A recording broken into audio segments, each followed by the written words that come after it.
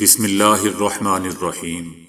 السلام علیکم دوستو، دنیا بھر کی خبروں میں آج آپ سنیں گے، لیکن اس سے پہلے اگر ہو سکے تو لائک اور سبسکرائب کا بٹن ضرور دبا لیں۔ شکریہ۔ انتخابات سے پہلے ایرانی ایٹمی معاہدے پر دستخط کرنے سے ڈیموکریٹس کو نقصان پہنچے گا، امریکی سینیٹر۔ اسرائیلی وزیر اعظم نے فلسطینی صحافی کو مارنے میں ملوث فوجی کو سزا کی تجویز مسترد کر دی۔ تنہائی کا شکار ہیں لیکن بین الاقوامی سطح پر تجارت کرنے کی صلاحیت ہے، طالبان۔ ایشیا کپ میں اگر مگر کے سب دروازے بند، جیل گیا تو زیادہ خطرناک ہو جاؤں گا، عمران خان۔ عوام کے صبر کا پیمانہ لبریز، پیٹرول کی قیمتوں میں اضافے پر ہنگامے پھوٹ پڑے۔ جنرل امجد شعیب کو وفاقی تحقیقاتی ایجنسی کی جانب سے ایک اور نوٹس۔ افغان مائیں بچوں کو بھوک سے بچانے کے لیے بیچنے لگیں۔ محنت اس طرح رنگ لاتی ہے، اسکول میں جھاڑو دینے والا شخص اسی اسکول میں پرنسپل بن گیا۔ سمارٹ اینک سے پورا سینما آپ کی آنکھوں میں۔ تو آئیے چلتے ہیں اب خبروں کی تفصیل کی جانب۔ ریپبلکن سینیٹر گراہم نے کہا ہے کہ انتخابات سے پہلے ایران کے ساتھ جوہری معاہدے پر دستخط کرنے سے ڈیموکریٹس کو نقصان پہنچے گا، کیونکہ زیادہ تر امریکی یہ معاہدہ نہیں چاہتے۔ انہوں نے مزید کہا کہ اگر وہ انتخابات سے پہلا ایسا کرتے ہیں تو یہ مرکز میں جائے گا۔ مجھے یقین ہے کہ وہ انتخابات کے بعد ایسا کریں گے، لیکن مجھے لگتا ہے کہ یہ سب سیاست کے بارے میں ہے۔ ایک امریکی اہلکار نے تصدیق کی کہ کسی بھی معاہدے پر دستخط جلد نہیں ہوں گے۔ انہوں نے کہا کہ ان کا ملک جوہری معاہدے کے اختتام کو نومبر میں وسط مدتی انتخابات کے بعد تک ملتوی کر سکتا ہے۔ معاہدے میں واپسی کی تجویز پر ایرانی رد عمل کو ایک قدم پیچھے جانا ہوگا۔ امریکی انتظامیہ نے ایران کے جواب کو مایوسی کے ساتھ پورا کیا۔ انہوں نے اس بات پر زور دیا کہ یہ توقعات ہیں کہ خط و خطابت ایک ایسے حل تک پہنچنے کی کوشش ہے جوہری معاہدے کو جو بحال کرے۔ اسرائیل کے وزیر اعظم یائر لیپڈ کا کہنا ہے کہ بیرونی تعریف کے لیے اپنے اہلکار پر مقدمہ چلانے کی اجازت نہیں دوں گا۔ اسرائیلی وزیر اعظم نے فلسطینی صحافی شیریں ابو عاقلہ کو مارنے میں ملوث فوجی اہلکار کو سزا کی تجویز مسترد کر دی۔ اسرائیل کے وزیر اعظم کا کہنا ہے کہ بیرونی لوگوں کی تعریف کے لیے اپنے اہلکار پر مقدمہ چلانے کی اجازت نہیں دوں گا۔ ہمیں صورتحال سے نمٹنے کے قواعد پر کوئی ڈکٹیٹ نہیں کر سکتا۔ یاد رہے دوستو کہ اسرائیلی فوج نے کہا تھا کہ شیریں ابو عاقلہ حادثاتی طور پر اسرائیلی فوجی کی گولی کا نشانہ بنی، جس پر امریکہ نے اسرائیل سے شیریں کے ذمہ داروں پر مقدمہ چلانے کا مطالبہ کیا تھا۔ یاد رہے کہ الجزیرہ کی خاتون صحافی شیریں ابو عاقلہ 11 مئی کو مغربی کنارے پر اپنی پیشہ ورانہ ذمہ داریوں کی انجام دہی کے دوران اسرائیلی فوج کی فائرنگ کا نشانہ بنی اور جان سے چلی گئی تھی۔ طالبان حکومت میں افغان وزیر خارجہ امیر خان متقی نے اعتراف کیا ہے کہ طالبان حکومت اب بھی عالمی تنہائی کا شکار ہے، لیکن ان کی حکومت بین الاقوامی سطح پر کاروبار اور تجارت کرنے کی صلاحیت رکھتی ہے، ایسے ہی کام کرتی ہے جیسے اسے عالمی سطح پر سرکاری طور پر تسلیم کیا گیا ہے۔ امیر خان متقی نے اس سے پہلے عالمی برادری سے طالبان کی حکومت کو تسلیم کرنے کا مطالبہ کیا تھا تاکہ ماضی میں جو کچھ ہوا اسے دہرایا نہ جائے۔ انہوں نے اس بات پر بھی زور دیا کہ افغانستان میں معاشی نظام اور حکومتی اداروں کو کمزور کرنے کے لیے بہت سی سازشیں شروع کی گئیں۔ اس بات پر بھی زور دیا کہ افغانستان کا استحکام پوری دنیا کے مفاد میں ہے۔ افغانستان سے امریکی فوج کے انخلاء کے فوری بعد طالبان کے ہاتھوں کابل کا سقوط ہو گیا اور سابق صدر اشرف غنی بھی ملک سے فرار ہو گئے۔ تب سے دوستو ٹوٹا ہوا ملک مختلف اصولوں اور نقشوں کے تحت زندگی گزار رہا ہے۔ ایشیا کپ میں اگر مگر کے سب دروازے بند ہو گئے۔ ایشیا کپ کے اپنے اہم ترین میچ میں پاکستان ٹیم نے افغانستان کو شکست دے کر اگر مگر کے تمام در بند کر دیے۔ سپر 4 راؤنڈ کے اپنے ابتدائی 2 میچز ہارنے کے بعد بھارتی ٹیم ٹائٹل کی دوڑ سے تقریباً آؤٹ ہو گئی تھی۔ اس کے فائنل میں رسائی کی ایک معمول سی امید باقی تھی۔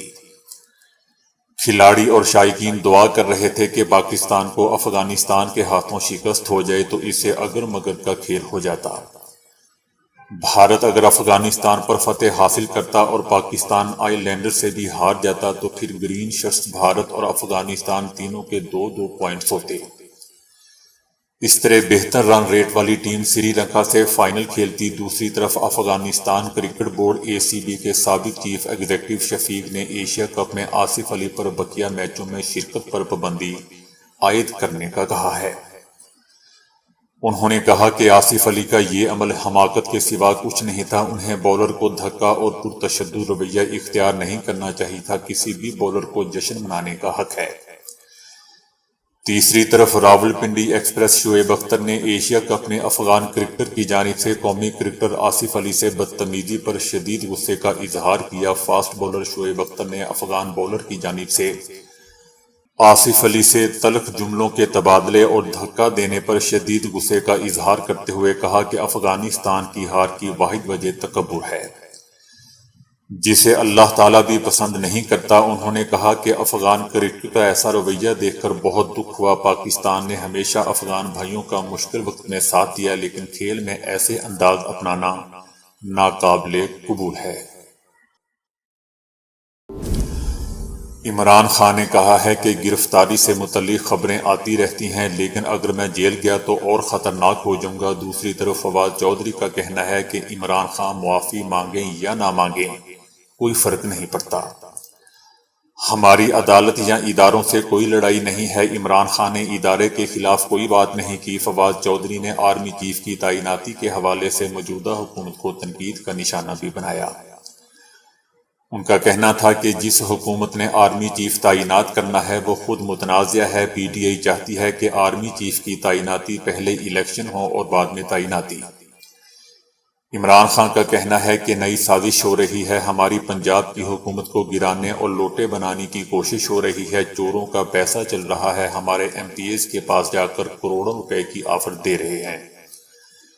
مسٹر ایکس اور مسٹر وائی بھی تیار ہو چکے ہیں اور وہ دھمکیاں دے رہے ہیں۔ انہیں کہا جا رہا ہے کہ دوسری طرف نہ گئے تو ہم یہ کر دیں گے۔ تیسری طرف لاہور ہائی کورٹ کے 2 رکنی بینچ کے فاضل رکن نے مریم نواز کی پاسپورٹ واپسی کے لیے درخواست پر سماعت سے معذرت کر لی۔ بینچ کے سربراہ جسٹس علی باقر نقوی نے فائل چیف جسٹس کو واپس بھجوا دی۔ مریم نواز کی درخواست پر چیف جسٹس دوبارہ بینچ تشکیل دیں گے۔ مریم نواز نے اپنی درخواست میں موقف اختیار کیا تھا کہ 4 سال سے پاسپورٹ عدالتی تحویل میں ہے، اب تک نیب چودھری شوگر مل کا چلان پیش نہیں کر سکا، جبکہ عدالت نے میرٹ پر ضمانت منظور کی۔ انڈونیشیا میں پیٹرولیم مصنوعات میں 30% اضافہ کیا گیا ہے، جس پر ملک بھر میں احتجاج کا سلسلہ شروع ہو چکا ہے اور مشتعل عوام نے جلاؤ گراؤ اور ہنگامہ آرائی کی ہے۔ پیٹرول کی قیمتوں میں اضافے پر انڈونیشیا میں ملک گیر احتجاج جاری ہے۔ دارالحکومت جکارتہ سمیت تمام بڑے شہروں میں احتجاج کے دوران مظاہرین نے سڑکیں بلاک کر دیں اور سرکاری عملہ کو بھی نظر آتش کر دیا۔ مظاہرین اور پولیس کے درمیان ہاتھا پائی بھی ہوئی، پولیس نے لاٹھی چارج کیا جس پر مظاہرین نے پتھر برسائے اور پولیس وین کو آگ بھی لگا دی۔ ان مظاہروں میں طلبہ بھی بڑی تعداد شریک ہو رہی ہے۔ دوسری جانب انڈونیشیا کے صدر نے کہا کہ پیٹرول کی قیمتیں 30% اضافے کا فیصلہ مشکل حالات کے تحت کیا۔ حکومت کے پاس کوئی چارہ کار باقی نہیں بچا تھا۔ خیال رہے دوستوں کہ انڈونیشیا میں کئی سالوں سے حکومت پیٹرولیم قیمتوں پر بھاری سبسڈیز دیتی آئی ہیں تاکہ عوام کو ریلیف دیا جا سکے، تاہم اب اچانک 30% اضافہ کر دیا گیا ہے۔ جنرل امجد شعیب کو FIA نے چند روز پہلے بھیجے گئے نوٹس کے ذریعے 7 ستمبر کو طلب کیا تھا، جب انہوں نے پاکستانی وزیر اعظم شہباز شریف اور اسرائیلی ٹیم کے درمیان ملاقات کا دعویٰ کیا تھا، تاہم وہ FIA کے سامنے پیش نہیں ہوئے۔ جنرل امجد شعیب نے دعویٰ کیا تھا کہ وزیر اعظم شہباز شریف نے اسرائیلی وفد سے ملاقات اس وقت کی جب وہ خلیجی ملک کے دورے پر تھے۔ ایف آئی اے اس حوالے سے جنرل امجد شعیب کے خلاف انکوائری کر رہا ہے۔ ان کو بھیجے گئے نوٹس کے ذریعے 7 ستمبر کو طلب کیا گیا تھا۔ عالمی ادارہ صحت کی جانب سے ایک ایسی مجبور اور افسردہ افغان ماں ماریہ کا انٹرویو کیا گیا ہے، جس میں ماریہ نے تکلیف دہ لمحات کا اظہار کیا۔ افغانستان کے صوبے فریاب سے تعلق رکھنے والی ماریہ نے اپنے 2 بچے فروخت کر دیے ہیں، جبکہ ایک بیٹی کو بھی فروخت کر دیا ہے۔ دل پر پتھر رکھ کر ماریہ نے یہ قدم اس وقت اٹھایا جب کھانے کو کچھ نہیں تھا اور وسائل بھی نہیں تھے۔ اس صورتحال میں ماں نے یہ سخت فیصلہ لیا کہ کم از کم بچے تو اس تکلیف سے محفوظ رہیں گے، اگرچہ وہ خود بھوکی پیاسی رہے گی، لیکن بچے کسی دوسرے کے گھر میں ہی صحیح، لیکن 2 وقت کی روٹی تو کھا سکیں گے۔ ماریہ کا کہنا تھا کہ میں بچوں کو کھانا نہیں کھلا سکتی، نہ ہی ان کے لیے کپڑے خرید سکتی ہوں۔ آنکھوں میں آنسو لیے تکلیف دہ آواز میں بتایا کہ میں اخراجات بھی پورے نہیں کر پا رہی۔ اس وقت میرے ساتھ 4 بچے رہتے ہیں۔ ایک اور افغان شہری عبدل کا کہنا تھا کہ ہم بھوک اور افلاس سے مر رہے ہیں، اس حد تک مجبور ہیں کہ بچے بیچ رہے ہیں۔ میرے 5 بچے ہیں، ایک بچہ بیچ دیا تاکہ دیگر 4 کو کھانا کھلا سکوں، اگر نہ ایسا کرتا تو 5 بچے بھوک سے مر جاتے۔ ایک اور افغان شہری نصر نے بتایا کہ میں قرضوں کے بوجھ تلے دب چکا تھا، 7 ماہ سے بے روزگار تھا، ایسے میں نے اپنی بچی بیچی، لیکن جب میری اہلیہ یعنی بچی کی والدہ کو علم ہوا کہ اس کی بیٹی کو بیچ دیا گیا ہے تو وہ شدید غصے میں آ گئی۔ اگلے 2 سے 3 ماہ تک میں گھر نہیں گیا۔ انسان دوستو اگر محنت کرے تو وہ اپنے بڑے سے بڑے مقصد میں کامیاب ہو سکتا ہے۔ مائک ہس، جس کا تعلق امریکہ سے ہے، جب وہ پیدا ہوا اور اس کے والدین کون ہے، اس حوالے سے کوئی ریکارڈ موجود نہیں ہے۔ بچپن میں مائک کو اپنی تعلیم روکنی پڑی اور وہ کالج نہیں جا سکا۔ مائک کو اپنے اور اپنے گھر کے اخراجات ادا کرنے کے لیے نوکری کی ضرورت تھی۔ پھر اچانک مائک کو اسی اسکول میں صفائی کرنے کی نوکری مل گئی جہاں وہ تعلیم حاصل کر رہا تھا۔ بعد میں مائیکل کے گھر بیٹے کی پیدائش ہوئی اور اس کی ذمہ داریوں میں بھی اضافہ ہو گیا۔ جب مائک کا بیٹا 3 سال کا ہوا تو اس نے سوچا کہ اب اسے اپنی نامکمل تعلیم کو پورا کرنا چاہیے۔ مائک نے کالج میں داخلہ لے لیا اور اپنے کام کے ساتھ ساتھ کام پڑھائی بھی جاری رکھی۔ مائک دن میں کالج جاتا اور شام میں اسکول صفائی کا کام کرنے جایا کرتا تھا۔ مائک کے اس فیصلے پر اس کی بیوی اور اسکول کے اسٹاف نے اس کا بہت ساتھ دیا۔ پھر ہوا کچھ یوں کہ جب مائک نے اپنے کالج سے 4 سال تعلیم مکمل کرنے کے بعد ڈگری حاصل کر لی تو اسی اسکول انتظامیہ کی جانب سے مائک کی اچھی تعلیم کی بنیاد پر اسے ٹیچر کی نوکری دے دی گئی۔ مائک کی کامیابی کا سفر یہاں تھما نہیں تھا، بلکہ اگلے 19 سال تک وہ اسی اسکول میں پڑھاتا رہا۔ مائک کی محنت اور لگن دیکھ کر اسے ٹیچر کے بعد پرنسپل کا عہدہ بھی مل گیا۔ مائک کو دوستوں محنت کرنے کا صلہ ملا، اور جبھی کہتے ہیں کہ محنت کے کام میں ہی عظمت اور بھلائی ہے، شارٹ کٹ میں نہیں۔ اگرچہ دوستو ویڈیو پروجیکٹر والی کئی اینکیں بازار میں دستیاب ہیں، لیکن اب مارکیٹ میں T1 نامی ایک اینک آئی ہے جسے آپ ذاتی سینما کا نام بھی دے سکتے ہیں، کیونکہ اسے پہن کر ایک وسیع سکرین پر HD ویڈیو دیکھی جا سکتی ہے۔ گلاس T1 فون، کمپیوٹر اور ٹیبلٹ سے منسلک ہو جاتا ہے اور اس کے بعد آپ ایک وسیع بڑی سکرین پر ویڈیو دیکھ سکتے ہیں اور ویڈیو گیمز بھی دیکھ سکتے ہیں۔ اس طرح آپ بس میں بیٹھے ہوئے فلم دیکھ سکتے ہیں اور ویڈیو گیم بھی کھیل سکتے ہیں۔ اس میں OLED ڈسپلے ہے جو وسیع رقبے پر پھیل سکتا ہے۔ فن لینڈ میں ایک طویل تحقیق کے بعد ماہرین نے خبردار کیا ہے کہ زیادہ دیر تک ٹی وی، اسمارٹ فون اور ٹیبلٹ پر کارٹون فلمیں وغیرہ دیکھنے والے چھوٹے بچے صرف 5 سال کی عمر میں کئی طرح کے نفسیاتی مسائل کا شکار ہو جاتے ہیں۔ 5 سال کے 699 بچوں میں ٹی وی، اسمارٹ فون اور ٹیبلٹ کے روزانہ استعمال کا جائزہ لیتے ہوئے یہ جاننے کی کوشش بھی کی گئی کہ یہ آلات ان بچوں کے مزاج پر کیسے اثرات مرتب کرتے ہیں۔ اعداد و شمار سے معلوم ہوا کہ 5 سال عمر کے 95% بچے روزانہ 1 گھنٹے سے زیادہ وقت ان آلات کے سامنے گزارتے ہیں، جو عالمی ادارہ صحت کی مقرر کردہ حد سے زیادہ ہے۔ بتاتے چلیں دوستوں کہ عالمی ادارہ صحت نے بچوں کے لیے ٹی وی، اسمارٹ فون اور ٹیبلٹ دیکھنے یعنی اسکرین ٹائم کی زیادہ سے زیادہ روزانہ حد 1 گھنٹہ یعنی 60 منٹ مقرر کی ہے۔ 18 ماہ کی عمر میں بچوں کا روزانہ اوسطاً اسکرین ٹائم 32 منٹ تھا، جو 5 سال کی عمر تک بڑھتے بڑھتے 114 منٹ تقریباً 2 گھنٹے روزانہ پر پہنچ گیا۔ ماہرین نے دریافت کیا کہ کارٹون فلمیں وغیرہ دیکھنے کے لیے T V, smart phone, tablet screen کے سامنے زیادہ وقت گزارنے والے بچوں میں کئی طرح کے نفسیاتی مسائل واضح طور پر دیکھے گئے۔ مثلاً بد مزاجی، خوف، اضطراب اور ڈپریشن، بات بات پر جھگڑا کرنا اور غصے پر قابو پانے میں شدید مشکل، کئی طرح کے خیالات میں الجھے رہنا اور توجہ مرکوز کرنے میں پریشانی۔ ریسرچ جرنل BMJ اوپن کی ویب سائٹ پر چند روز پہلے شائع ہونے والی اس رپورٹ میں ڈاکٹر پاوونن اور ان کے ساتھیوں نے ہر خاص و عام کو مشورہ دیا ہے کہ بطور خاص چھوٹی عمر کے بچوں کو ٹیلی ویژن، کمپیوٹر، اسمارٹ فون اور ٹیبلٹ اسکرین کے سامنے زیادہ دیر بیٹھنے نہ دیں، بلکہ انہیں دوسری مصروفیات کے زیادہ سے زیادہ مواقع فراہم کریں تاکہ وہ چھوٹی عمر میں نفسیاتی مسائل سے محفوظ رہ سکیں۔ پولینڈ میں سرکاری خدمات انجام دے کر ریٹائر ہونے والے ڈاگز اور گھوڑوں کو پینشن دینے کا فیصلہ کر لیا گیا ہے۔ پینشن کی حد $600 سے $1400 تک ہوگی۔ وزیر داخلہ کا کہنا ہے کہ یہ ہماری ذمہ داری بنتی ہے کہ جن جانوروں نے ہماری کئی خطرناک مجرم پکڑنے اور کئی اہلکاروں کی جان بچانے میں مدد کی، انہیں ریٹائرمنٹ کے بعد مالی امداد بھی دی جائے۔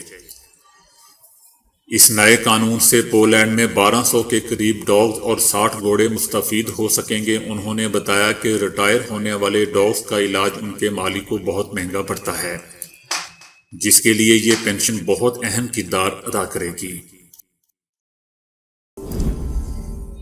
آپ نے ہمیشہ چوروں کو رقم، زیورات یا قیمتی اشیاء چرانے کی غرض سے گھروں میں گھستے دیکھا ہوگا، لیکن تھائی لینڈ میں ایک چور نے اپنی انوکھی حرکت سے سب کو حیران کر دیا۔ تھائی لینڈ میں واردات کے لیے گھر میں گھسنے والا چور اشیاء چرانے کی بجائے جا کر بستر پر سو گیا۔